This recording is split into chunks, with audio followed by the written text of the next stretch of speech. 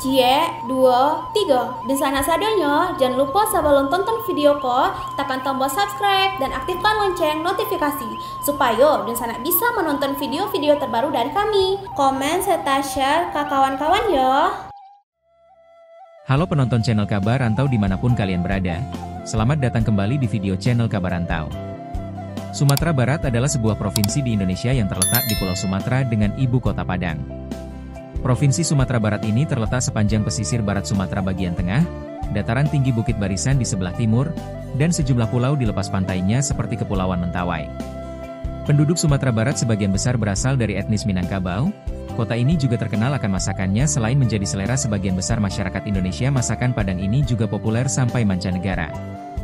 Restoran Padang banyak terdapat di seluruh kota besar di Indonesia. Sumatera Barat terkenal sebagai salah satu destinasi wisata di Indonesia yang terletak di pesisir barat laut Pulau Sumatera. Wilayah ini dikaruniai keindahan panorama alam, keunikan adat istiadat, ragam kuliner, kesenian, dan situs bersejarah. Kali ini kita akan membahas tentang kontroversi bacaruik di media sosial ketika lidah tak bertulang, budaya tergadai. Yuk ditonton videonya sampai selesai, dan sebelum itu jangan lupa untuk subscribe, like, komen, dan aktifkan notifikasi agar Dunsana tidak ketinggalan dengan video-video terbaru kami. TV live. Encak komentaran sko manjang. Ceng pato, banyak cep maangsang suruh live di TV. Banyak orang nyawer mah. Fenomena banyaknya konten kreator di platform media sosial TikTok dan Facebook memakai bahasa Minang dengan cara memaki-maki, bacaruik, membuat resah masyarakat Sumatera Barat, Sumbar. Betapa tidak, penonton di media sosial tersebut tak terbatas umur, dari anak-anak hingga dewasa. Kecemasan orang tua karena sudah berdampak pada perilaku anak-anak yang berkata kotor kepada gurunya bahkan ke orang tuanya. Mereka mengaku terinspirasi dari konten kreator di TikTok. Kontrol orang tua penting, namun, peran niniak mamak, alim ulama, cadiak pandai, bundo kanduang penting. Karena menyangkut anak kemenakannya. Tapi sampai saat ini belum ada tanggapan dan aksi nyata dari lembaga dan tokoh masyarakat di Sumbar seperti LKAM, MUI, akademisi, dan kepala daerah dan lainnya. Tak tinggal diam, sejumlah anak muda Minang yang juga konten kreator seperti Udario, Minanglip dan lainnya kompak menyuarakan dan kecemasan atas fenomena konten bacaruik itu. Mereka resah, karena semakin dibiarkan semakin menjadi-jadi. Dalam video yang diunggah oleh Udario di TikTok dan Instagram pada Rabu, 10 September 2025, ia menyatakan sikap dan mengajak untuk berhenti menormalisasikan konten-konten caruik.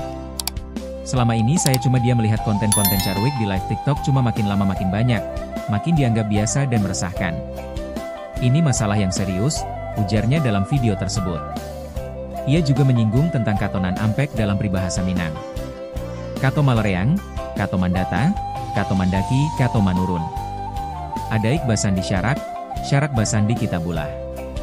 Ini yang gak ada sekarang, jadi stop menganggap konten bacaruik itu menghibur, ucapnya.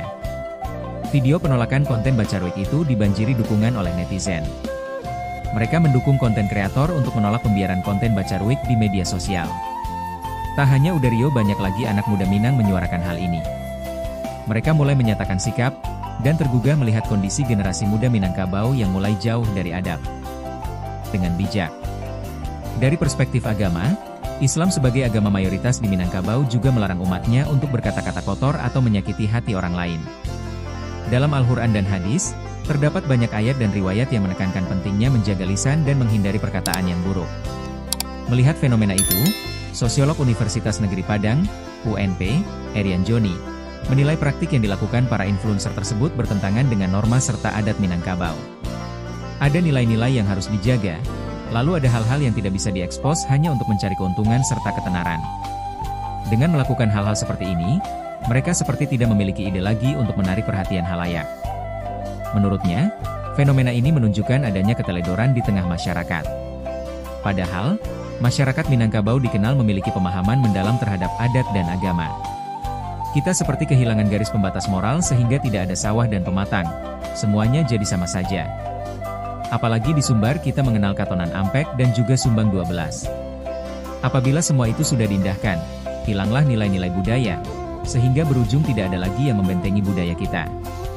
Erian Joni menambahkan bahwa masyarakat seharusnya menjadi garda terdepan dalam menjaga harmoni dan nilai yang tidak pantas untuk dilanggar. Mereka adalah produk dari hal yang tidak benar, lalu mereka mengekspos hal tersebut di media sosial, dan akhirnya diikuti oleh semua kalangan sehingga Bacarwik itu dianggap biasa. Dengan kelonggaran nilai budaya Minangkabau dan mulai hilangnya budaya saling mengingatkan, hal yang dulu tabu kini dianggap normal karena tidak ada lagi yang menjaga benteng budaya kita. Ia mencontohkan, saat sebagian masyarakat memberikan respons kontra terhadap fenomena tersebut, masih ada kelompok kecil yang justru mendukung. Tidak sedikit dari mereka yang mendukung hal tersebut. Jika dibiarkan, akan terjadi krisis nilai dan moral yang dapat menghilangkan aturan bertutur dan berbahasa, tambahnya. Lebih lanjut, Erian Joni mendorong pemerintah daerah untuk turut mengambil peran membatasi dampak buruk fenomena tersebut. Ia menilai Dinas Pendidikan dan Dinas Kebudayaan bisa menjadi garda terdepan dalam menjaga etika bahasa masyarakat Minangkabau. Anggota DPR RI fraksi PAN, Haji Arisal Aziz, menilai hal tersebut sudah bertentangan dengan falsafah adat Minangkabau. Apa yang dipertontonkan para konten kreator dengan Bacarwik di platform digital itu sudah bertentangan dengan adat Basandi Syarak Basandi Kitabullah, ujar Arisal Aziz di Padang. Arisal menyayangkan generasi muda Minang dengan mudah melontarkan kata-kata kasar di ruang publik digital. Ia menegaskan, platform media sosial kini tidak hanya disaksikan oleh teman sebaya, tetapi juga orang tua, anak-anak, dan niniak mamak. Jadi, ini sudah tak bisa dibiarkan lagi. Sebagai orang awam saya sangat prihatin dengan kondisi ini. Para alim ulama, niniak mamak, dan bundokan duang sudah harus mengambil sikap. Kekhawatiran degradasi moral. Menurut Arisal, jika Bacarwik terus dinormalisasi, dikhawatirkan akan menimbulkan degradasi moral generasi muda. Ia menekankan pentingnya kembali pada nilai katonan ampek dalam adat Minangkabau. Tak ada lagi nanti generasi muda Minang yang paham dengan katonan ampek, di mana mereka harus bertutur sesuai dengan siap lawan bicara mereka, ungkapnya. Politisi yang juga niniak mama itu meminta keluarga berperan aktif dalam mengawasi anak agar tidak terbiasa berkata kasar, baik di media sosial maupun di lingkungan sekitar. Peran masyarakat dan lembaga adat. Selain keluarga, Arisal juga mengajak masyarakat untuk tidak membiarkan fenomena ini dianggap biasa. Ia menilai, sikap permisif hanya akan memperburuk keadaan. Mereka Bacarwik dan menyebut dosa ditanggung sendiri-sendiri. Bukan itu poinnya. Namun Anda Bacarwik di ruang publik, dan ini sangat tidak elok serta jauh dari norma kesopanan. Lebih jauh, Arisal mendesak Lembaga Kerapatan Adat Alam Minangkabau, LKAM, untuk bersuara. Menurutnya, ranah Minangkabau memiliki adat yang tinggi dan tidak boleh dicoreng oleh segelintir oknum. Kita tak ingin lagi ke depan ada yang Bacarwik di media sosial maupun di lingkungan masyarakat secara nyata. Perlu ada tindakan untuk hal ini. Dampak negatif, Bacarwik. 1. Penurunan toleransi. Penggunaan kata-kata kasar dapat memicu konflik dan mengurangi rasa hormat antar individu. Hal ini dapat menyebabkan perpecahan dalam masyarakat, terutama di kalangan remaja. 2. Bullying dan kekerasan verbal. Bacarwik dapat menjadi bentuk bullying atau kekerasan verbal yang merusak kesehatan mental korban. Korban bullying seringkali mengalami stres, depresi, dan masalah psikologis lainnya. 3. Penurunan literasi. Penggunaan bahasa yang buruk dapat menghambat kemampuan seseorang dalam memahami dan menyampaikan informasi dengan baik. Hal ini dapat berdampak negatif pada pendidikan dan karir. 4. Hilangnya identitas budaya. Kebiasaan menggunakan kata-kata kasar dapat mengikis nilai-nilai budaya yang luhur dan menggantinya dengan perilaku yang tidak mencerminkan identitas bangsa.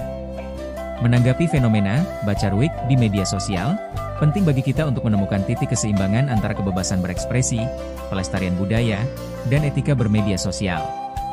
Konten kreator perlu menyadari tanggung jawab mereka dalam menciptakan konten yang positif dan bermanfaat bagi masyarakat.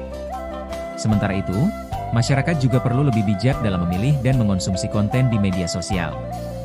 Pemerintah dan tokoh masyarakat juga dapat berperan aktif dalam memberikan edukasi tentang etika bermedia sosial dan pentingnya menjaga nilai-nilai budaya yang luhur. Dengan demikian, kita dapat menciptakan ruang digital yang sehat dan produktif, serta melestarikan budaya Minangkabau tanpa harus mengorbankan moral dan etika.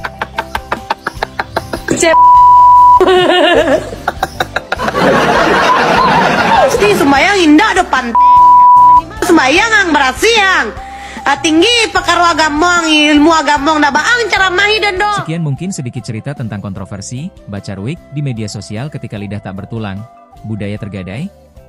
Semoga bisa menambah pengalaman dan ilmu teman-teman. Sampai bertemu lagi di video-video kami selanjutnya.